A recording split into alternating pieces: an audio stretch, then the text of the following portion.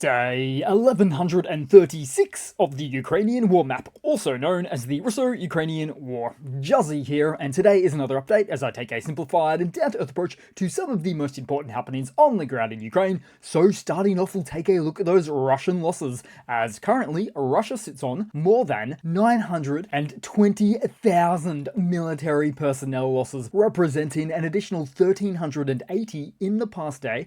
Then as for hardware, 7 tanks, 30 APVs, 38 artillery, and 1 rocket launcher. Now to another Friday look at the territory of control stats, but not to report any discernible changes for the past 7 days based on what we see here. Now, technically speaking, Russian forces captured approximately 0.005% of land in the past week, which is a decimal place beyond what's afforded to us on the measurement scale seen here of 2 decimal places. As such, a more creative way to explain this would be if Russia was to sustain this pace of operations, it would take about 300 years to capture all of Ukraine, as opposed to their more typical pace of 150 years. Having said that, Russia doesn't have 150 years, let alone 300. And the way their unsustainable economy is going, they don't even have a positive short to mid-term outlook.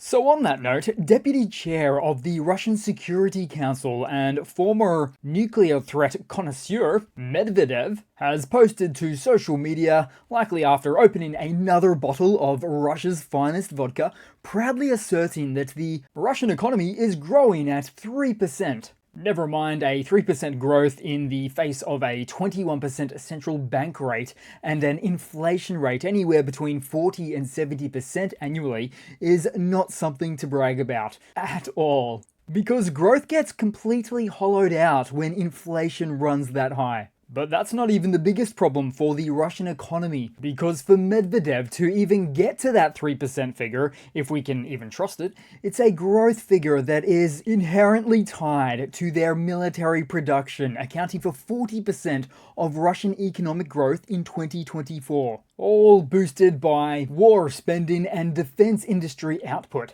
One could even argue that Putin cannot even afford to end the war, even if he wanted to, as the war has become the foundation of the Russian economy and society, with the onset of peace, hypothetically, likely to cause a catastrophic collapse of the economy. Sure, Putin could prolong the war, but that will only delay the inevitable. Then headed across to the map, where a flurry of Ukrainian UAVs ventured into various regions of Russia overnight. 3 of Moscow's largest airports were closed due to the threat of UAV attacks. Some further drone activity was noted in the Tula and Ryazan regions, but also at Lipetsk, where it's believed that they were targeting a steel plant and military airfield. It also appears some ground contact was made in the distance. Now, in light of these events, the country, once hailed as having the most sophisticated air defenses on the planet, was most recently seen with the installation of protective netting placed on some of their buildings, with this example coming right out of the Belgorod region. You couldn't have even made this stuff up 5 years ago. Next up, and because it's Friday, I'll throw in something a little less relevant. So to the city of Omsk, where a lack of sufficiently paved roads or parking laneways, probably due to local council misappropriation of funding, is where we see a couple of Russians in their natural habitat with their 1980s Lada vehicle stuck in mud. So iconic, just as you might imagine life in Russia to sometimes be.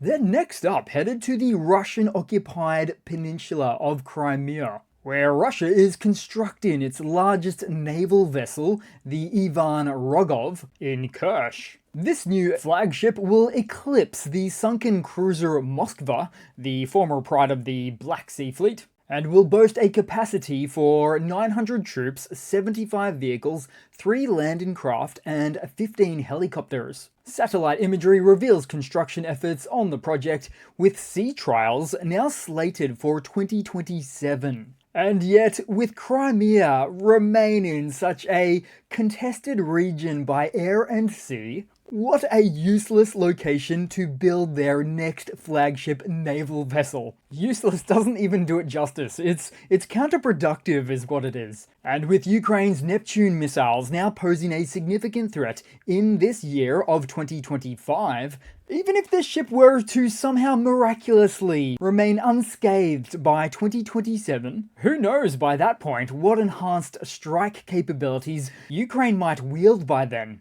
Then headed to a brief look on the Ukrainian map today, starting in the east, where the invader forces jump-shotted an advance at the area at North Toretsk, with this location on the outskirts that's been considerably easier to update on the map, as opposed to much of the inner map receiving very little updates due to the inner city style combat making it nearly impossible to precisely discern who holds which areas of the town. As for this part of the map, it's also worth mentioning that a Ukrainian tank destroyed a Russian BTR-82 armoured personnel carrier. Precision fire seen in action, although certainly within point-blank range from a tank's perspective. And every time I see something like this, it reminds me of the amount of training that goes into the Ukrainian tank crews, and how little, by contrast, goes into the adversary's own vehicle crews. Now headed further down the map as the ISW has assessed that the Russian rate of advance in the Pokrovsk direction has significantly slowed down since late 2024, with the ISW, who is the Institute for the Study of War, also making assessments that Russian command appear to be re-evaluating the priority it has placed on this very region. Although, having them said that, nothing happens in isolation. For instance, Russia's entanglement in the north, where it is compelled to defend its borders against Ukrainian incursions now, which has significantly constrained its ability to redirect military resources elsewhere. It's this ongoing commitment to northern defences which has arguably left Moscow with insufficient means to mount a substantial offensive in this region, further complicating its military strategy. Then headed further down the map to occupied Mariupol, where we saw the incredible courage of a brave woman with the Ukrainian flag draped across her shoulders on the street. You'll also notice a Russian flag hoisted in the background. Now, there's a lot of things that could be brought up on this topic, but one of the main ones might be that you really have to seriously question whether there was a landslide referendum from within these occupied regions that heavily favoured annexation to Russia. Of course, to perform such a referendum under military occupation, and many examples of us seeing voting occurring under gunpoint, is just something that goes against all manner of international law. Then to take a look around the map, because somewhere in the east, a Russian put on a GoPro head-mounted video camera, probably hoping to film himself as a great warrior, but all he managed to capture was a Ukrainian drone hitting his vehicle. That is to say, the civilian Buhanka van he was travelling in, not the MTLB in front of them, which was already disabled and abandoned. So that's some incredibly poor timing for these Russians to get out and inspect, and probably hoping to loot anything inside the MTLB. Nice sunset though, as this Russian invader heroically captures the GoPro moment of himself fleeing on foot. In a frame of the video, you'll also notice another one of those motorcycles with sidecars, which are now something of an almost official addition to the Russian military, with this one seen abandoned on the side of the road, black and blue, just like the former crew who presumably also had to heroically flee on foot. Also on the map, and speaking of warriors, seen here is a Russian soldier looting a store, and quite literally calling himself a warrior for doing so. Although, by his own admission, he doesn't even know what's in the store, but goes on to affirm that this is part of his work. It sure is. The face of the Russian world in all its glory. They come, they liberate, they destroy, but most of all, they loot. Then to some more Russian footage provided, as another invading Kremlin soldier is seen as the fearsome warrior he is on a moped scooter. And though it's hard to see what happens next, you can pretty much stake a guess that he was within too close a proximity to the front lines, and therefore within range of an incoming FPV. Then headed across to some news for today. So in Washington, D.C., Russian President Vladimir Putin's special envoy, Kirill Dmitriev, expressed optimism following recent talks with US President Donald Trump's team, claiming the two countries have taken 3 steps forward in the last 2 days. The Kremlin negotiator suggested significant progress has been made towards a Ukraine ceasefire deal, though specific details remain undisclosed. Meanwhile, Kaja Kallas, former Prime Minister of Estonia and current EU High Representative for Foreign Affairs, shared a key assurance from US Senator Marco Rubio, stating that the US will not make concessions to Russia that violate established red lines for Ukraine and Europe, which is all about Ukraine's sovereignty, highlighting its commitment to a unified stance with European allies against Russian aggression. So these two news pieces certainly seem at odds with one another, because to say that they are compatible would almost be to say that Russia is ready to withdraw and start respecting Ukraine's sovereign borders. So are we once again left holding our breaths, anticipating yet another round of ceasefire and peace negotiations that the Kremlin might actually become a willing participant of this time? Or are we on the brink of yet another round of Russian stalling tactics, where at the last moment they introduce additional unrealistic negotiation clauses to drag out the process once again? Anything's possible, but you can confidently wager that Russia has preemptively compiled an extensive list of impractical and convoluted even additional negotiation clauses, ready to be deployed at the Kremlin's discretion should they seek to further delay proceedings. Then headed to a couple of dark and mildly humorous pieces to finish off the video. So, starting off, Putin's collection of failed dictators continues to grow, as Milorad Dodik, the pro-Russian Bosnian Serb leader,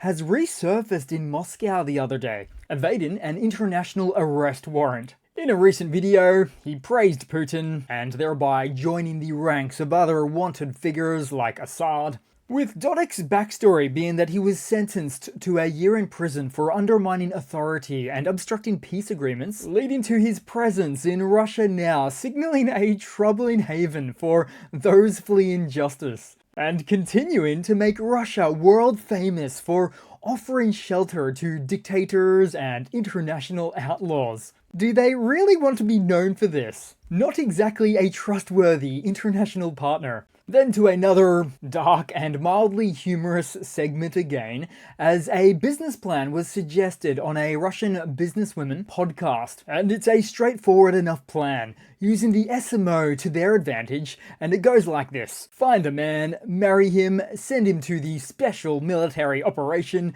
and receive 8 million rubles, or about 80,000 US dollars, when he becomes listed as a fallen soldier. And apparently, sometimes it works. But this plan certainly requires a further degree of specificity in 2025 because A, you'd likely need to get married and live in Moscow or St. Petersburg to get your 80 grand. And B, if these savvy Russian businesswomen get a new husband who then goes listed as missing in action or even listed as being a deserter, a trick well known to be pulled by the Russian MOD to hide actual losses, but also to get out of compensating bereavement payments, then these husband finders are at increasing odds of a failed business strategy, given the state of the Russian economy. Nonetheless, their podcast even offers up the idea of being a repeat offender or a repeat business plan entrepreneur,